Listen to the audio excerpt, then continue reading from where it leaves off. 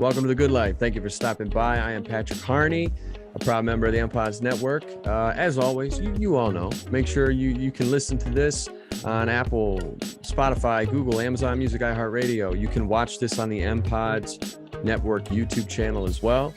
I have a huge episode today. I have a man by the name of Vernon Davis, who he was drafted 6th in the 2006 NFL Draft by the San Francisco 49ers. He played with the 49ers, the Denver Broncos, what used to be the Washington Redskins, now the Washington football team. And he's a Super Bowl champion. He played from 2006 to 2019, and he'll go down as one of the best tight ends of all time. But he's not just a football player. He's also a businessman. He's also an actor. He's a producer. And he's got his hands in a lot of things, and he's involved in a lot of things. He's also getting into music. And yeah, so I'm just going to shut up now so we can get into the episode. Here we go. All right, Vernon Davis, here we are. Thank you very much for being here. You're welcome. Thanks for having me. Yeah, man. So for those of you who don't know, I don't know how, but for those of you who don't know, you are a former NFL tight end, drafted in the first round, Super Bowl champion. You played for the San Francisco 49ers from 2006 to 2011, 12? No, San Francisco from 2006 to 2015. 2015, okay. And then you went to the Denver Broncos. Yep.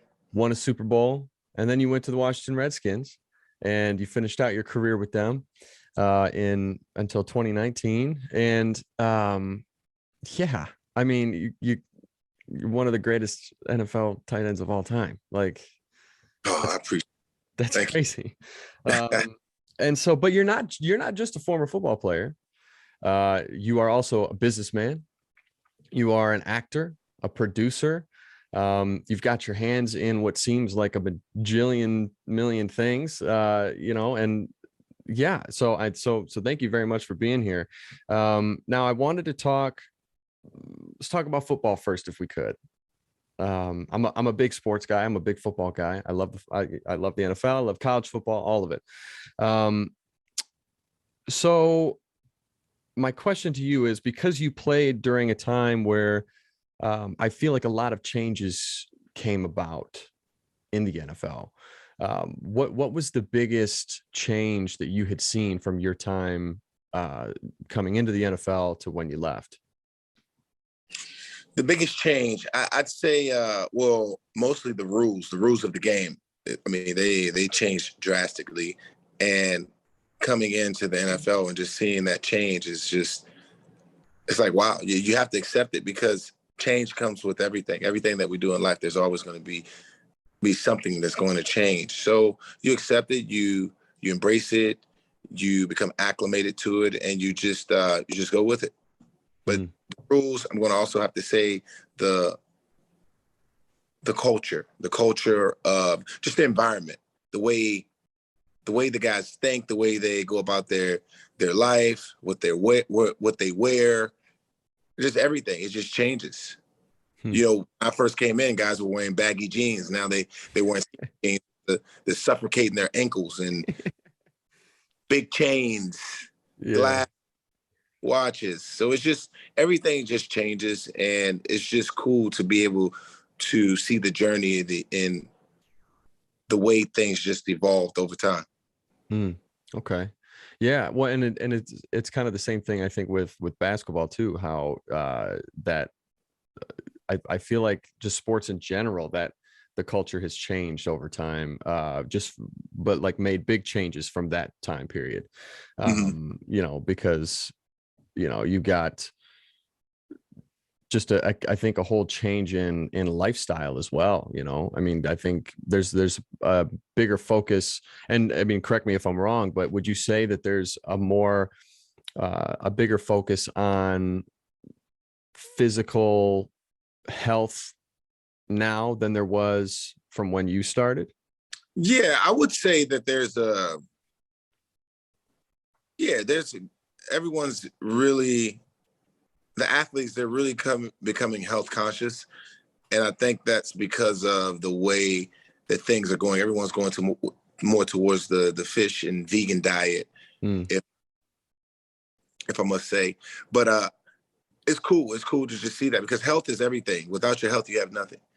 My practice and what I tell everyone, as long as you can get up and do something for 30 to 60 minutes a day, that's all you need. And what you put in your body is what you'll eventually become. So you want to make sure you have a clean, just great, healthy diet for the most part. Yeah. No, I get that for sure. So was there ever an opponent that you would see on the schedule that you'd feel like you'd have to go deeper into your bag of tricks, because, you know, or you always circled them and go, all right, we got to get a little creative with them? Yeah, I'm gonna have to say Troy Polamalu. He was one of those guys that you have to get creative with, because he had just this knack for being around the ball all the time. He was always around the ball. He was a playmaker, true playmaker. And you just had to account for him, because if you didn't, he would definitely disrupt the game. Cam Chancellor, you have guys like, who else? Von Miller. There's, you know, usually every team will have at least one person that you have to really change your game plan. Yeah. I mean, those guys were animals. They were flying around everywhere. So who was your favorite? No, not who, but what was your favorite place to go play at, other than, you know, home field advantage, obviously, but what was your favorite city to go to? Be like, I love playing here. There's something electric here, you know, even though I'm not on that team. I'll probably have to say Arizona. Playing in Arizona that stadium was just, it was awesome. It was awesome. The energy, the environment, the atmosphere, everything about it, just that. And then once they built that new stadium, it was even more.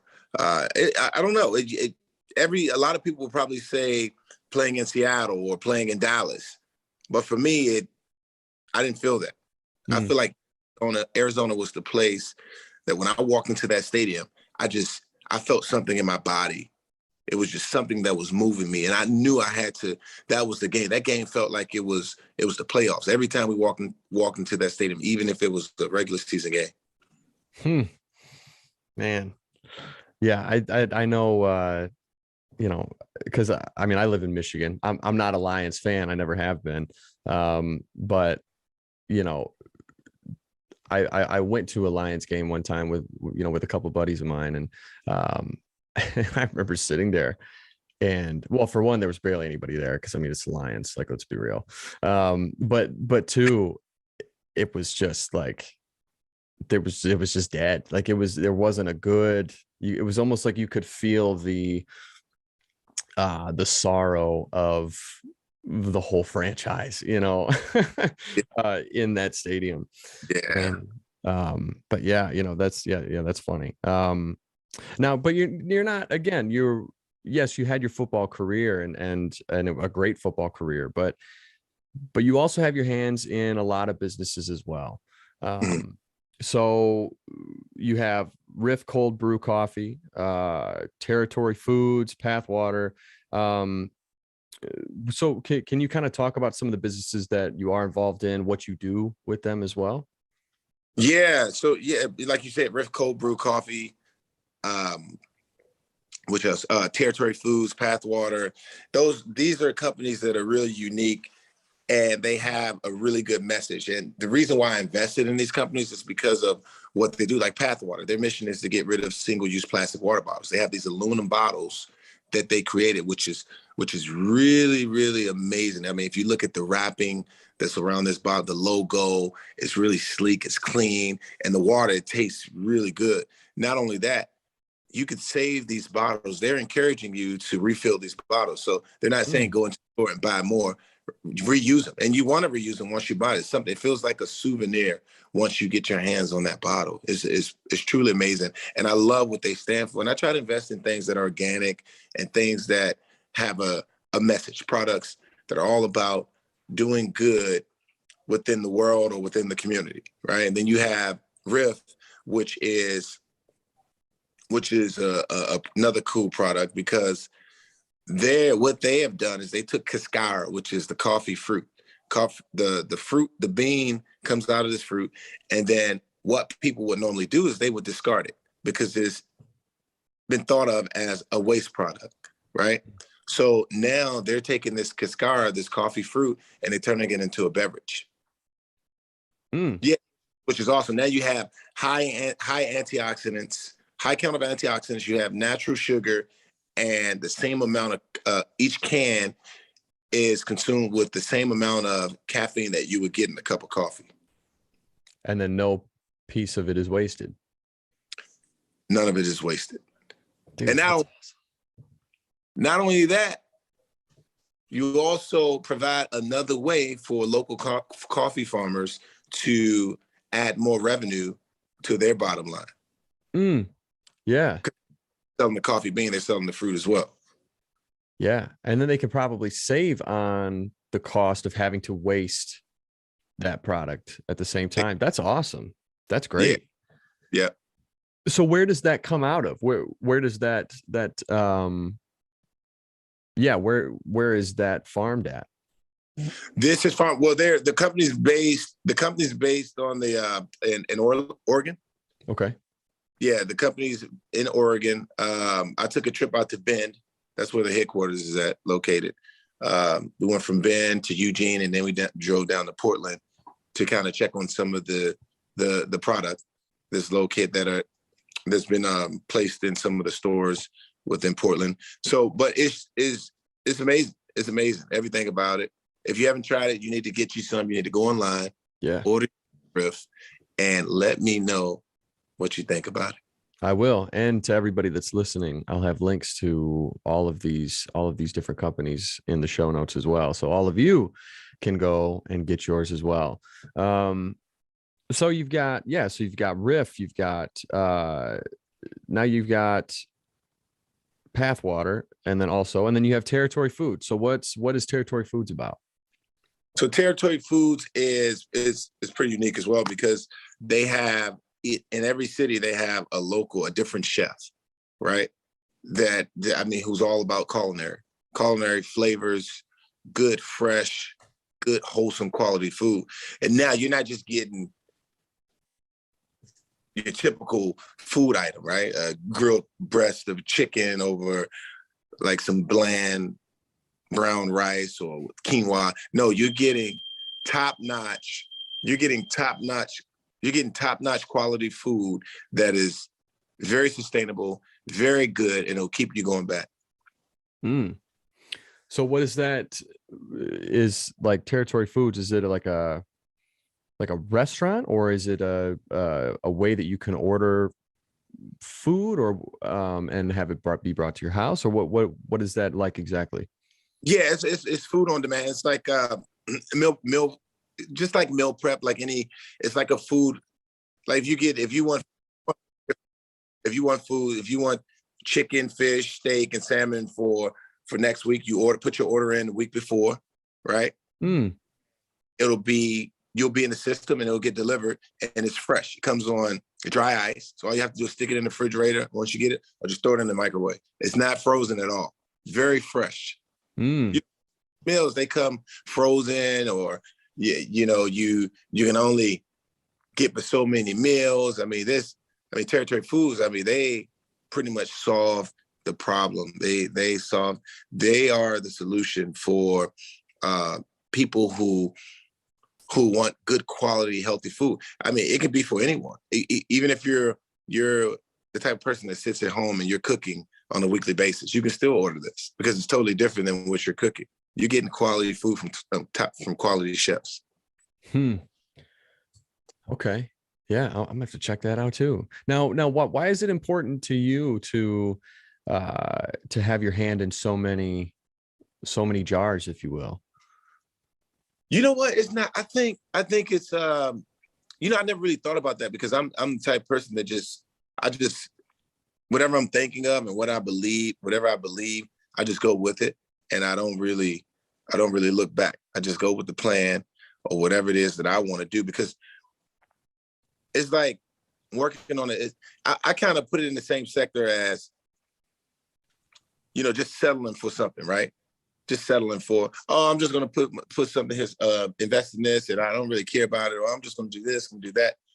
And like I said, I like to do the things that I genuinely care about and things that make me happy, whether it's playing soccer, playing football, going curling, or whatever it is. I do the things that I'm passionate about, things that I'm into, and things that really drive me and allow me to have joy on a daily basis or whenever I decide to do it.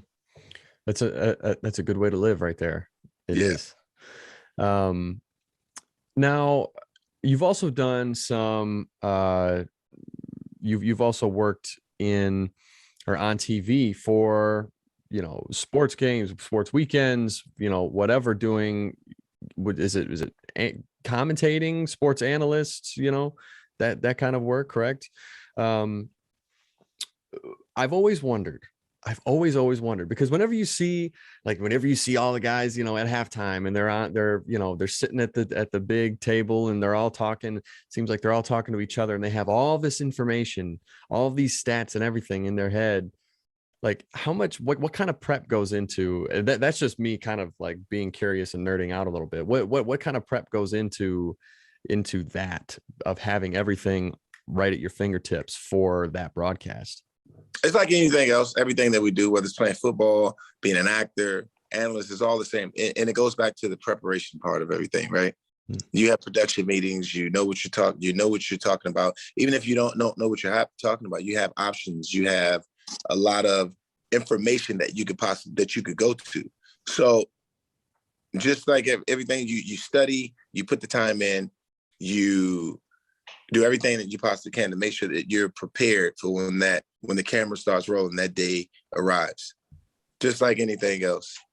Because it's always blown my mind how quickly everybody can always come up with all of these stats that, that I'm like, how do you'd have to really, really just sit there and only focus on that, I feel like, for a while, to be able to get all that down. So yeah, that's cool. Again, that was just me kind of nerding out. I was just curious. So kind of going back to the business side a little bit, for any like young entrepreneur, what advice would you give to someone who's looking to start their business, or is looking to, find investors who can help get their business off the ground, or even help, or who's even trying to polish their idea? What advice would you give? I would say a young entrepreneur, I say, well, first you want to put yourself around people who have been there, done that. People who are like-minded, people who have more knowledge and wisdom than you, because that allows you to really gain a lot of information and to really avoid any mistakes that you may make as you continue to go forward. Use your friends for advice. Get all the advice that you possibly can, and make sure you really spend time doing your due diligence on whatever it is that you're getting into. I don't know, like for me, I like to have my hands in a lot of different things. So if I'm going to do a lot of different things, I'm going to learn a little bit about that. I'm going to learn about friends and family discount, the type of companies I should get into, what I should look for when I'm investing in these particular companies. Why are startups better than small businesses, right? Because a lot of people get that confused sometimes. Startups are totally different than small businesses. Startups, when you create a startup, your plan and your goal should be to change the world, make a difference in the world, do something that's never done before, right? So you just want to educate yourself on those things. If you're getting into like Jamba Juice or quick service restaurant business, find someone who can mentor you and show you. Bring on maybe a district manager or a consultant to really get it going for you, show you the ins and outs. Really make sure you hone in, you study, and you know exactly what it is that you're doing before you take that step and just dump a whole bunch of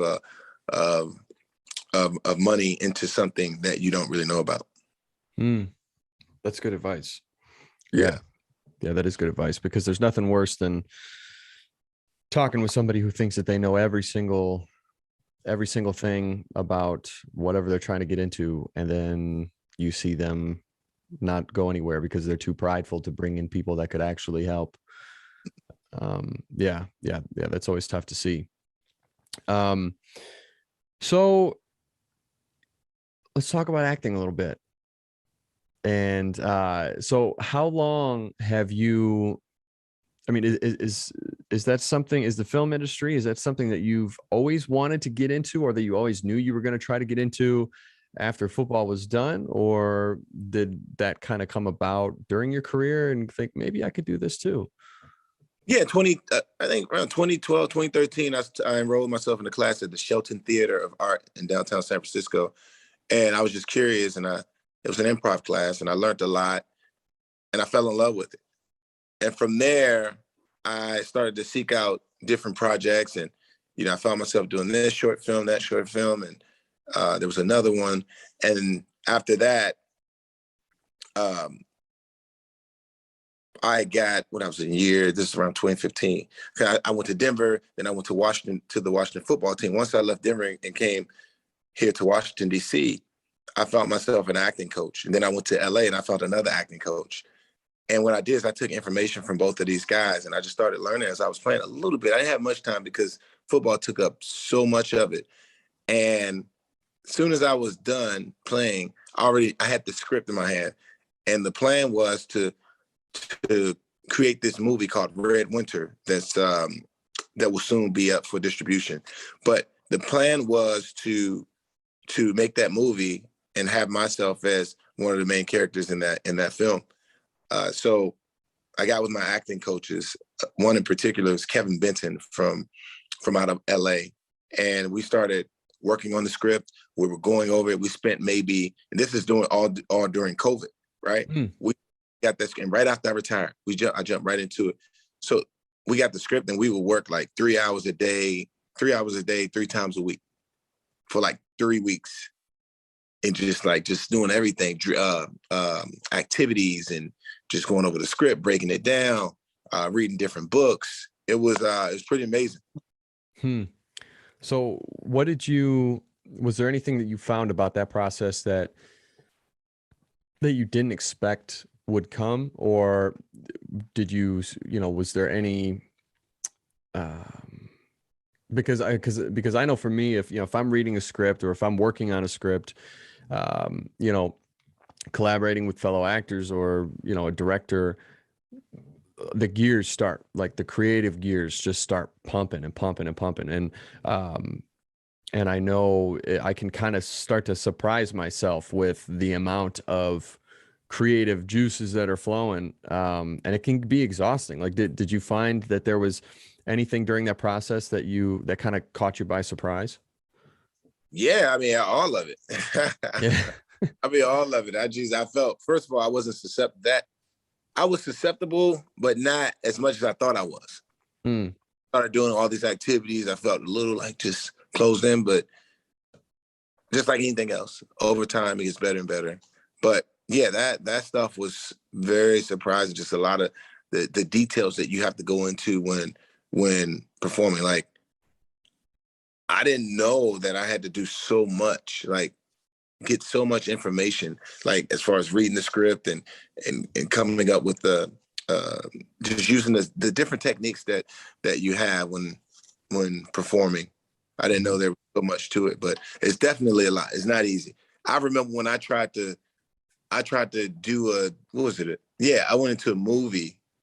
I got a role for a movie, a small part, but I tried to go into it and just do it with no technique, no like, oh yeah, I'm an actor. I can do this. I can do that. I can do this.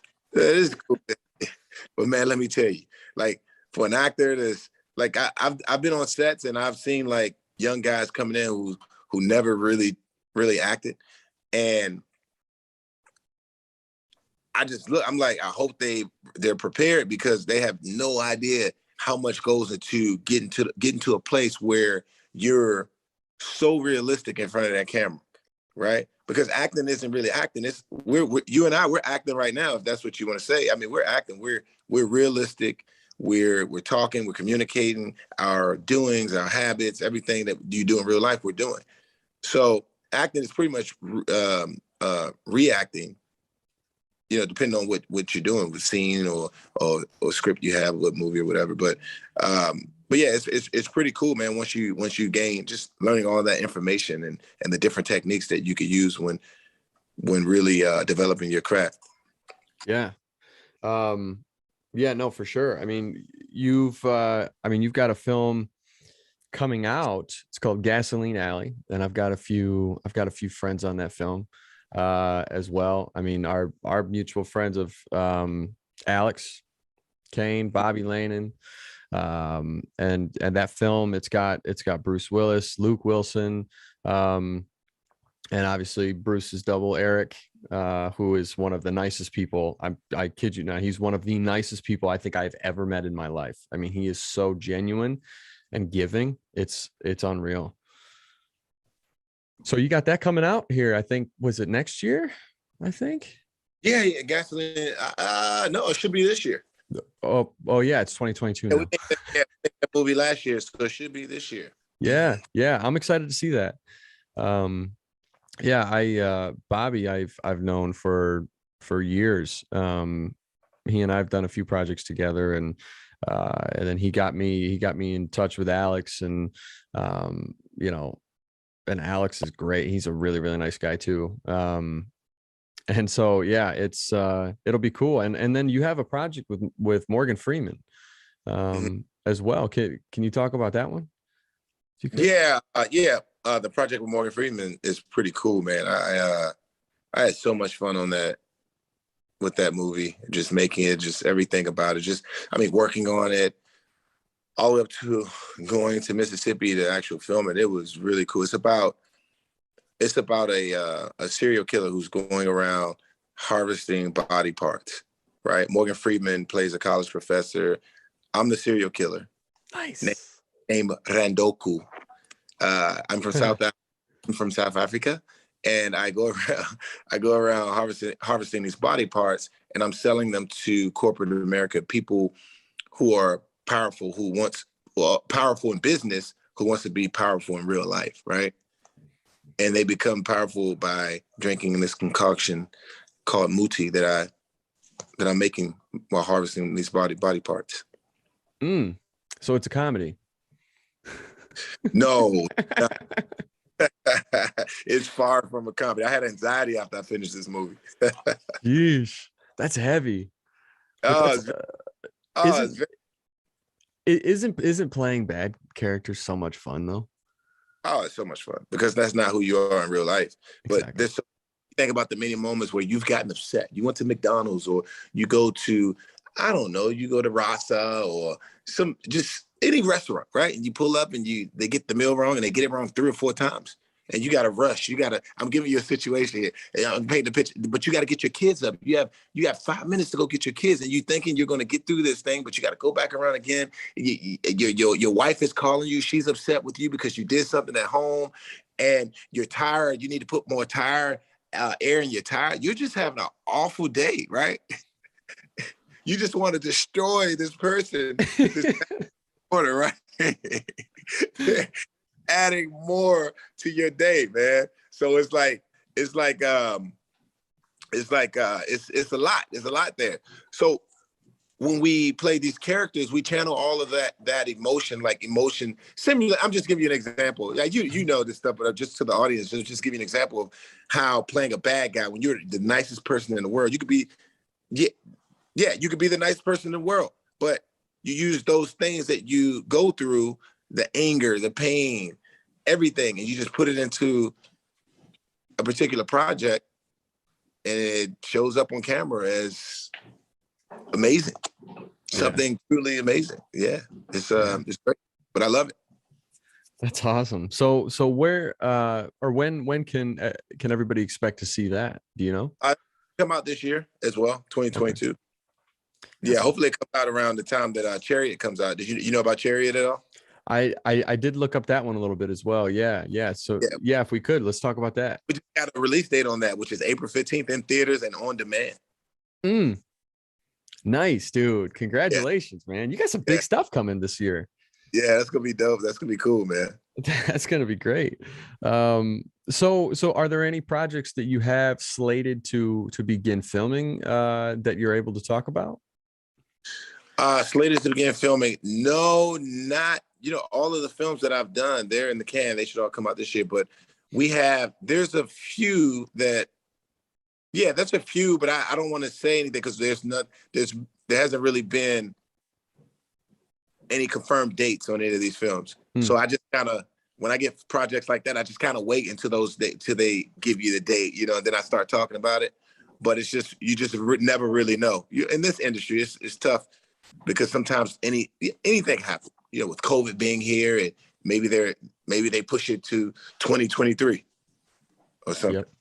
Oh, there we It's go. never, yeah. Yeah, no, yeah, it's definitely, and I've learned that one the hard way of, prematurely talking about, because I mean, especially for actors who are just starting out, like you get excited about wanting to talk, oh, I'm a part of this movie, or oh, I just got cast in this, or this is going to be so much fun. But then what happens if it doesn't come to fruition? Like if you don't film, or funding falls through or whatever, then people start asking, oh, what happened to this film? I'm not doing it. You know what I mean? So yeah, it's one of those things. This is definitely an industry of, you almost want to wait to talk about it until you're done filming sometimes. Well, that's great, man. Dude, I'm excited for all your stuff coming up this year. What's been your favorite experience acting? My favorite experience, I think, just being able to be around some of these big stars like the Morgan Freemans, Bruce Willis, and it's just been great, just soaking up some of their energy, their knowledge, and just using it towards my craft. It's been truly an honor, just truly amazing.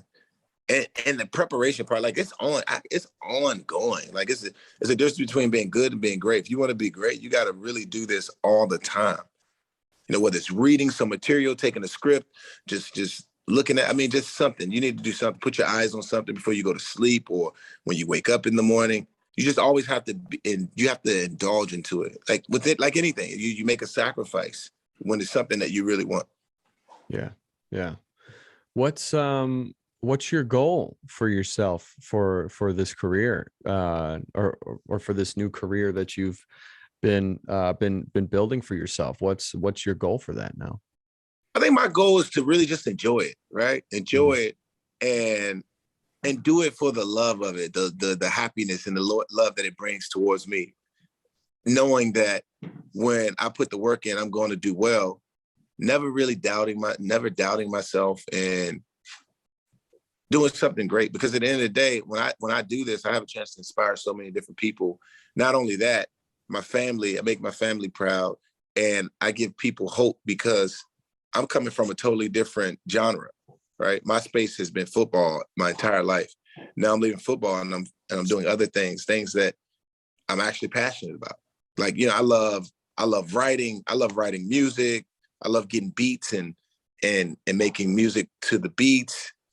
I love acting. Like, I love the space of just creating things. It feels amazing. That's great. Yeah, there's no better feeling than being able to see your finished product from, knowing where you started it, from nothing to making this great finished product, because of all the time, all the effort, the sweat, everything you put into it. There's no better feeling than that. Yeah. So has there been, with some of these shows that you've been on, you were on Dancing with the Stars, you had you were the voice of the ESPYs last year. You you hosted I think it was 4 episodes of the challenge. How are those types of those types of projects or things that you're working on? How's that different for you than being in a movie or something like that?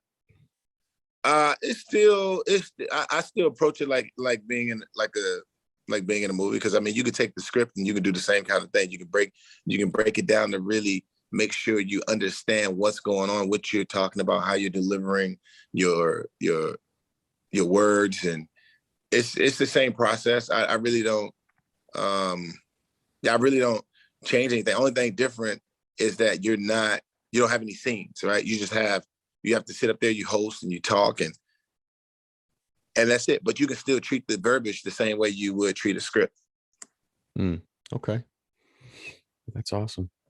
Well, hey, Vernon, before we wrap up the show, I should say, I always like to do a segment called The Goods, and it's a few questions that I just kind of like to pick your brain a little bit and see where we land. Okay.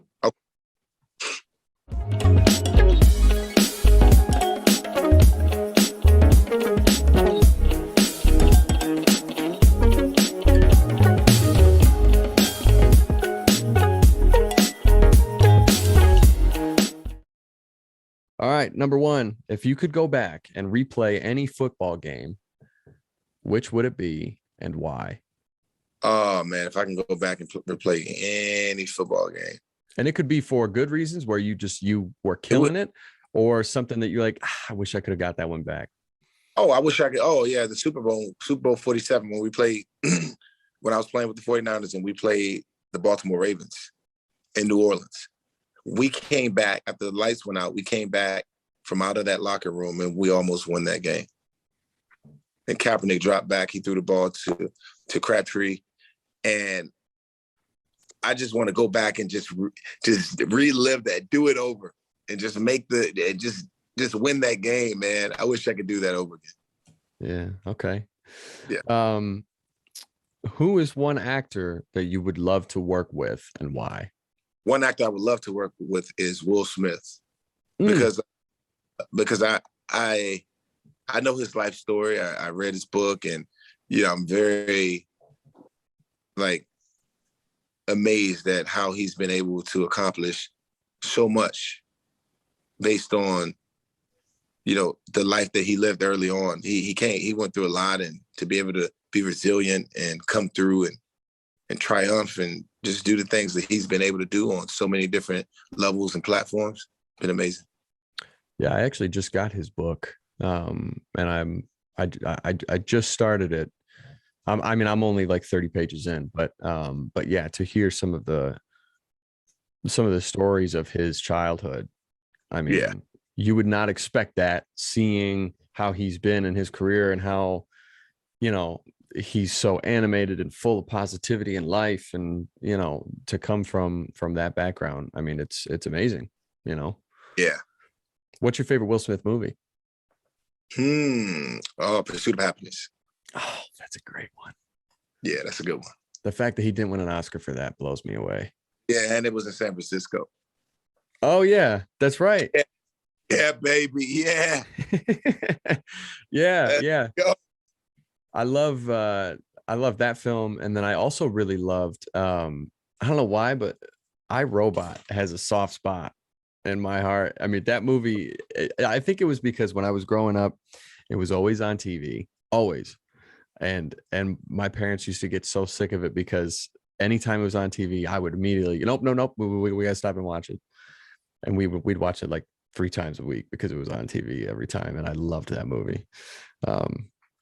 So, okay. And then finally, my last question is, what are some ways or some things that you've adopted in your life that help you stay positive and that keep you grounded? I think being able to just knowing that when I wake up in the morning, just understanding the mind, the human, the way we think and operate as human beings, it allowed me to be able to wake up every day and just be cognizant of everything, how I treat people, how people respond to me, just being in tune with myself and the other person, right? Because it's all on how you treat people.